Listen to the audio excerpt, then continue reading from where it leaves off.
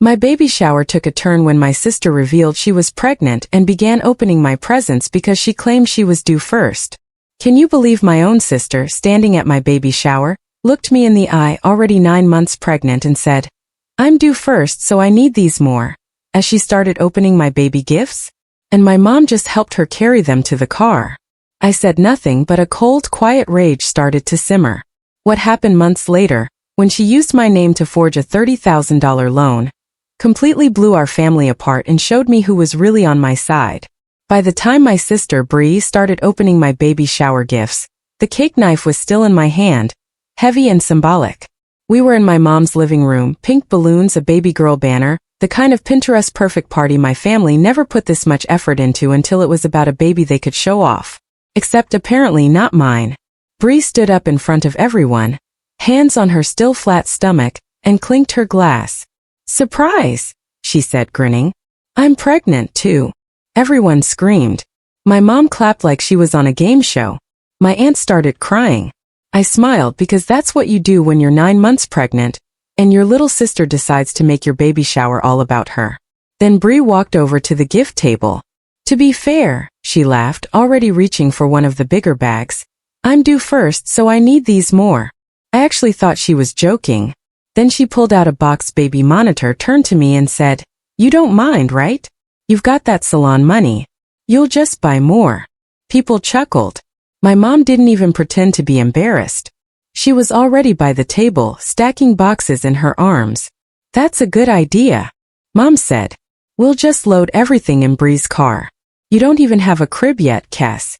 Don't overextend yourself." I watched my mother carry out my stroller, the one I had picked on sale at 2 a.m., comparing reviews like it was a life decision.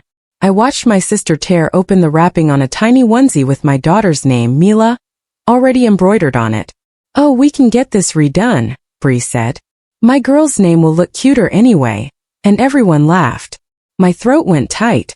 My hand shook so hard on the cake knife I had to set it down. My daughter wasn't even born yet. And somehow they'd already decided she didn't matter as much. I said nothing. I just kept refilling punch cups and nodding while my own baby shower got stripped and loaded into my sister's trunk. My mom carried the last bag out like she was doing a charity drop-off. When it was finally quiet, my husband, Aaron, came over and put a hand on the small of my back. "You okay?" he asked. I swallowed. "Yeah," I lied. "I'm just tired. I'm Cassidy, 33.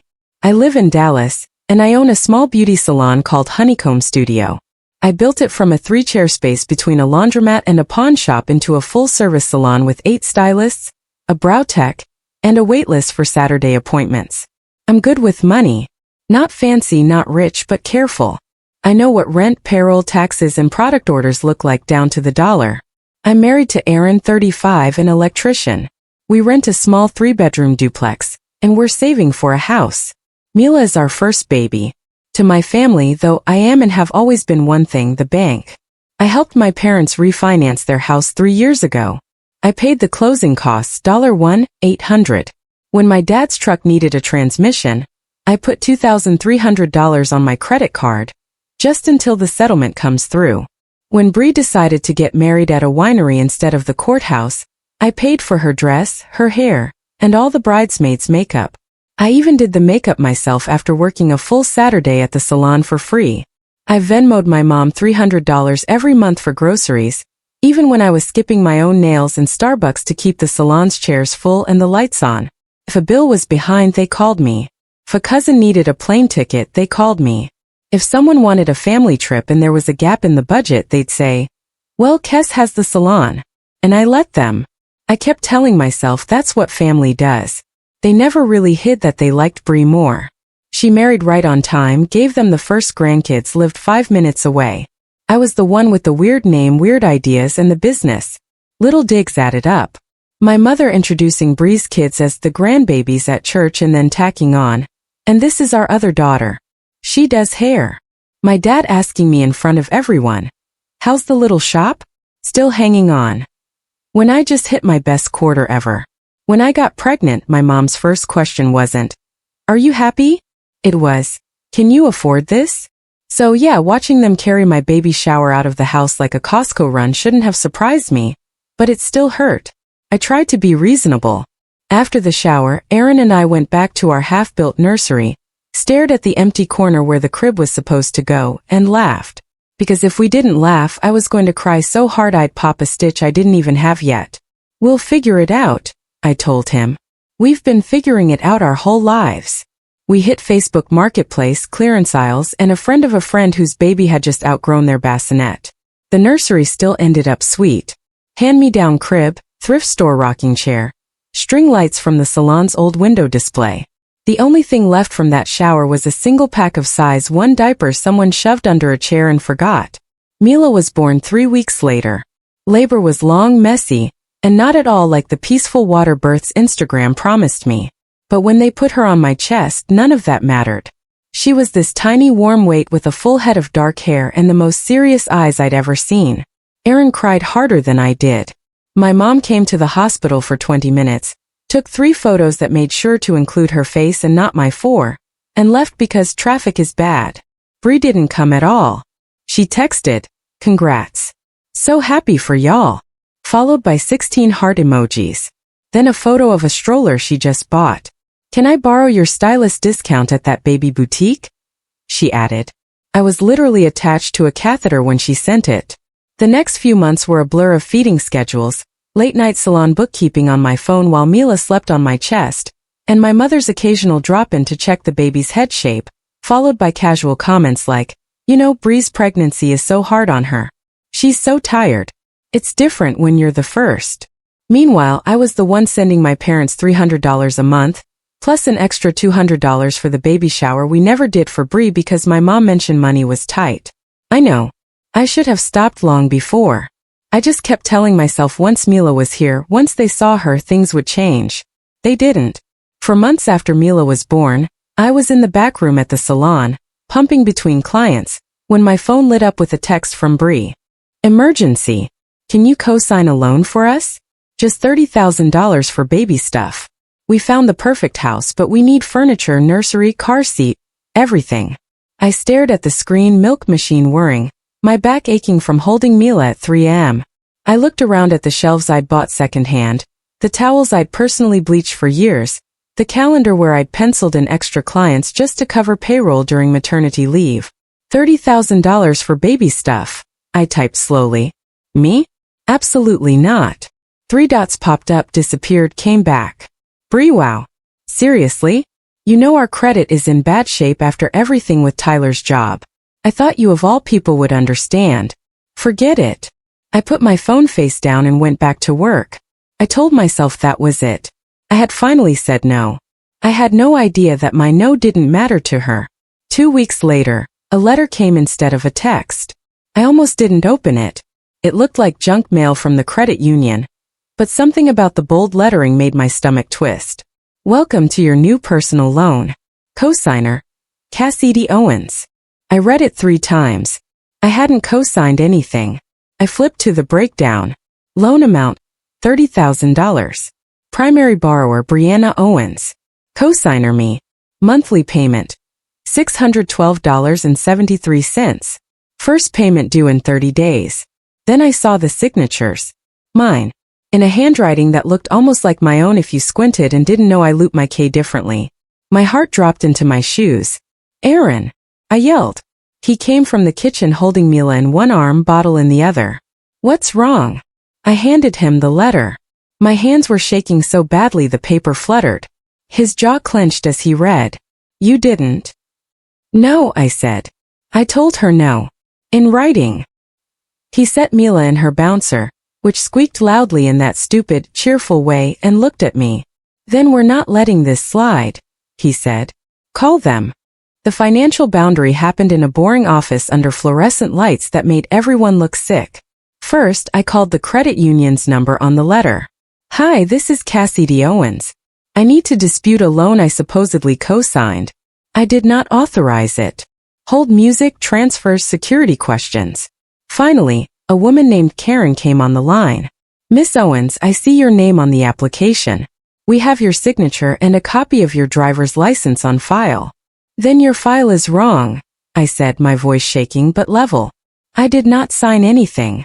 I want to file a fraud report right now. She hesitated. We don't usually see this in family situations. I own a business, I snapped. I know what fraud looks like. Either help me start the process or connect me to someone who can. I spent 3 hours that day filling out a fraud affidavit, emailing them screenshots of my text with Bree where I said, absolutely not, sending a copy of my actual signature for comparison, calling the 3 credit bureaus, and putting a fraud alert and temporary freeze on my credit.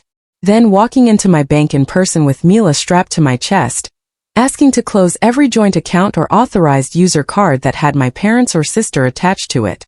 The banker looked uncomfortable. These cards are in good standing, he said. Are you sure you want to remove them? It could impact their credit history. I'm sure, I said. Take my mother off the card. Close the joint savings account. Stop the automatic transfer to their checking every month. He clicked through the screen slowly, like he expected me to change my mind. On the last confirmation page, he turned the monitor slightly so I could see. Once I click confirm, he said, this can't be undone without new applications from all parties. Good, I replied. Click it. He did. Something in my chest loosened. It wasn't joy. It was more like cutting a rope that had been digging into your skin for years. I walked out of that bank with Mila asleep against me, my debit card still warm in my pocket, and one clear sentence finally forming in my head. I'm not your backup bank anymore. The backlash started that night. First, a text from my mom. Mom, your sister said you're making a big deal over a little help. She used your name because she panicked. Can you just let it go? You know they'll pay it back. Then another. Also, why did our card stop working at the grocery store? There must be a mistake with the bank. Call them and fix it, please. Then the calls. Bree calling back to back until I blocked her. Tyler, her husband, leaving voicemails about how I was destroying my niece's future over a misunderstanding. My dad, gruff and self-righteous, demanding to know what this situation at the bank was. I didn't answer any of them. They came to the house the next day instead. I saw their silhouettes through the frosted glass and almost pretended I wasn't home, but Aaron was beside me before I could decide. Open it, he said quietly. I'm here. I cracked the door. My parents and Bree were on the porch. My dad's arms were crossed. My mom clutched her purse like a weapon. Bree was in maternity leggings and an oversized sweatshirt, already playing the part of exhausted, pregnant martyr. How could you do this? My mom demanded before I could even say hello. Freezing your own credit. Calling the bank. Cutting us off. Are you trying to embarrass us? Bree pushed in front, eyes already shining with fake tears. It was just a form, she said. We were at the branch and the woman said you'd probably say yes anyway, so I just signed. I had your license photo from when we needed it for the wedding venue. We needed the money. The baby comes next month. Guess what was I supposed to do? Let my child suffer. I stared at her, at the woman who had walked out of my baby shower with arms full of my gifts and said, you can buy more. You're not going to jail. My dad barked like he could order the world around. We're family. You're going to call that bank and tell them you made a mistake. I felt Aaron shift beside me, but I lifted a hand. I had to say this myself. No, I said. I'm not. My mom's mouth dropped open. What do you mean no? You can't do this to your sister. I didn't do anything to her, I said. She did this. She committed fraud. She stole my identity and she used my name after I told her no. I'm not fixing it. I've removed all of you from my accounts. I'm done sending money. I'm done co-signing. I'm done being involved in anything financial with any of you. You're being dramatic. My mom snapped. Over baby things. The statement says Sephora, a Vegas hotel and a baby moon Airbnb. I shot back. That's what the bank told me. Bree flushed. That was before we got serious, she muttered. You mean before you got caught, Aaron said. My dad stepped forward like he might try to push past us. Aaron moved too, blocking the doorway with his body. You need to calm down, my dad said to him, stabbing a finger at his chest. This is between us and our daughter. Aaron's voice stayed level. If it involves her name, our home, and our child's future, it involves me, he said. We're not your customers and she's not your ATM. My mom tried the soft voice next. The one she uses on church ladies and waitresses. Kes, honey, she said. Think about Mila. She needs family. Don't you want her to grow up with cousins? With grandparents? I thought about a living room full of women cheering, while my baby stroller got loaded into someone else's car. About my mom's quick 20-minute hospital visit and how she posted a photo of Bree's ultrasound later that same day with the caption, "Can't wait to meet this perfect angel," and never once posted Mila's name. She needs people who won't steal from her mother and then call it love, I said. You all had years to be our family. You chose to be my creditors instead. My dad's face twisted. You're going to regret this when that baby grows up and wants to know why she doesn't see us. I'll tell her the truth, I said. You didn't act like grandparents. You acted like loan officers. I didn't slam the door. I just closed it slowly while my sister yelled that I was ruining her life. Maybe I was finally ruining the life they built on my back. The bank moved faster than my family. They froze the loan pending investigation. They requested handwriting analysis and pulled camera footage from the branch where the paperwork had been signed. It was Bree, clear as day, belly out, sliding my forged signature across the counter. The credit union decided to press charges. It wasn't just my complaint. It was their risk. $30,000 is not a little misunderstanding to a lender. The DA's office called me a month later. We'll need you to testify, the attorney said. Just about your relationship, your text where you refused, and that you didn't give permission. The idea of sitting in a courtroom across from my sister made me nauseous. But the idea of not doing it, of letting this become just family drama, made me sicker. Court was beige and cold and smelled like old coffee. I wore black slacks that still felt too big since pregnancy, a blouse I'd worn to my first salon lease meeting, and left Mila with Aaron's mom. My parents sat behind Bree on the defense side, both in their Sunday best like they were at a church potluck instead of a fraud hearing. My dad refused to meet my eyes. My mom kept dabbing her nose with a tissue she didn't need. Bree looked small and very pregnant, which I knew was part of the strategy. Her lawyer kept calling her a young mother who made a mistake. I took the stand. They asked me basic questions. My name, my job, how long I'd owned my salon, whether I understood the responsibilities of co-signing. Have you co-signed loans before? The DA asked. Yes, I said. For my parents' refinance and my dad's truck. I also had my mother on a credit card for emergencies. I removed all of those after this incident. Why? Because I realized none of them respected my no. They saw my name as something to use, not protect. He showed the screenshot of my text that said, "Absolutely not. Did you at any point change your mind and agree to co-sign this loan? No. Did you give your sister permission to use your driver's license? No. Did you sign any paperwork related to this loan? No." Then it was Bree's lawyer's turn. He tried to make it messy. "Isn't it true," he said, "that you've helped your family financially before? That it's not unusual for you to assist them?" "It's true I've helped," I said. "It's also true I finally stopped."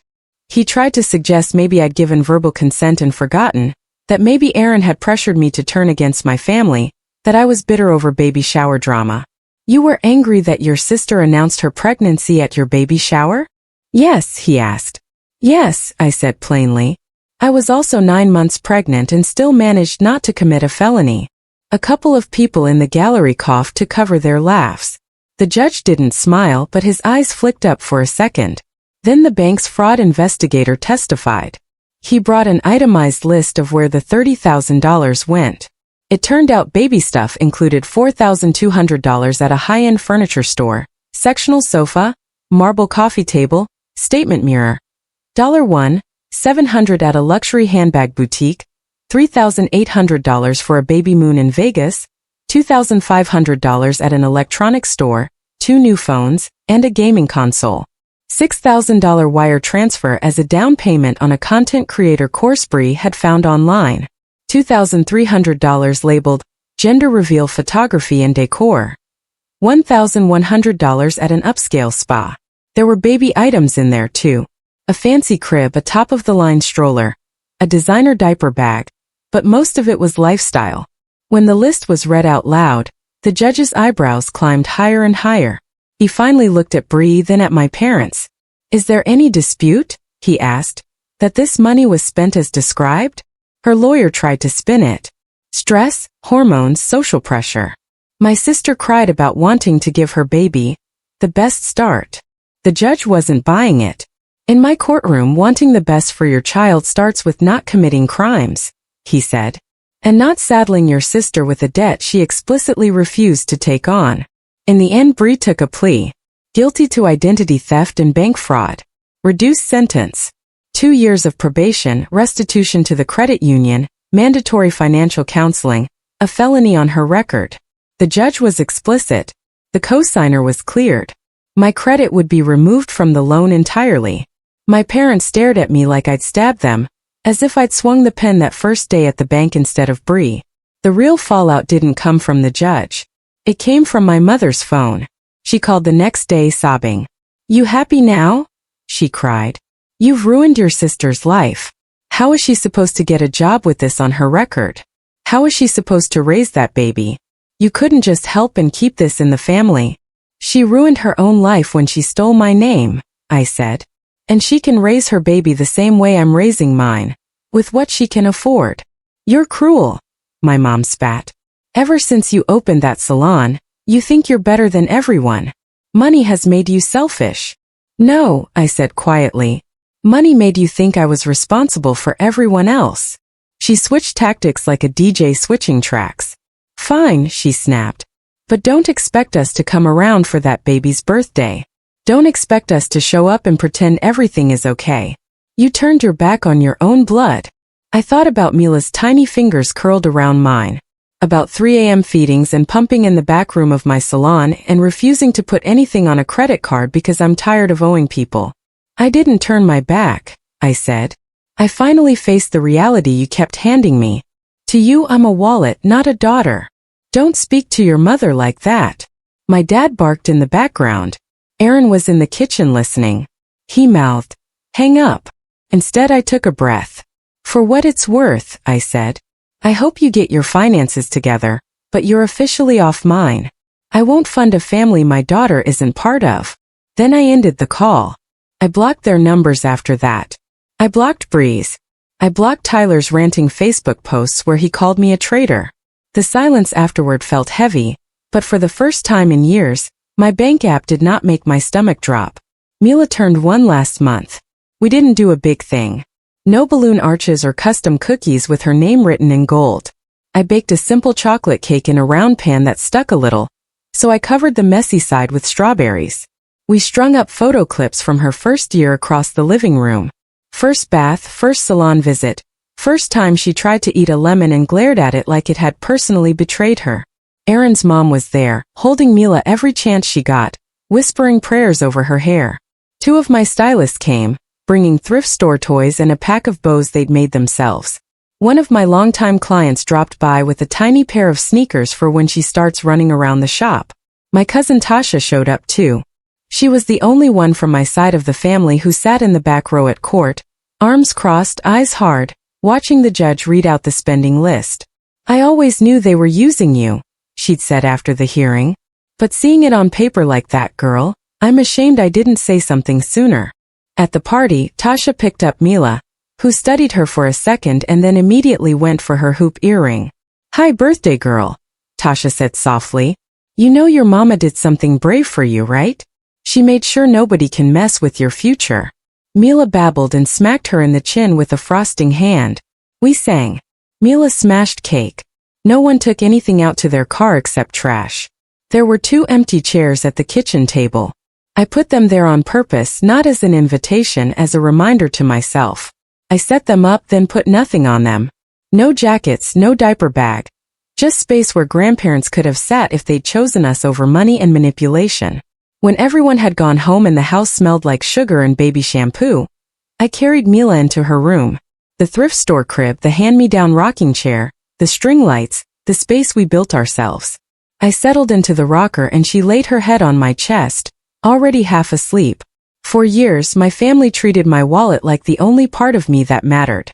They proved it again and again. At dinners, on payment screens, at a baby shower where they turned my child's welcome into a shopping spree for somebody else. I used to think I could pay my way into their love, that if I gave enough money, time, gifts, they'd make room for me and my kid. But love doesn't come with an interest rate. Now my accounts are quiet. My phone is quieter. And my daughter, who will grow up hearing the truth, is surrounded by people who show up because they want to, not because they're hoping I'll bring my checkbook. That's the life I bought the day I said absolutely not, and meant it. And I don't regret the price. Have you ever had to choose between your family and your self-respect? What boundaries have you had to draw to protect yourself or your children from manipulation? Tell me what you think. I really want to know.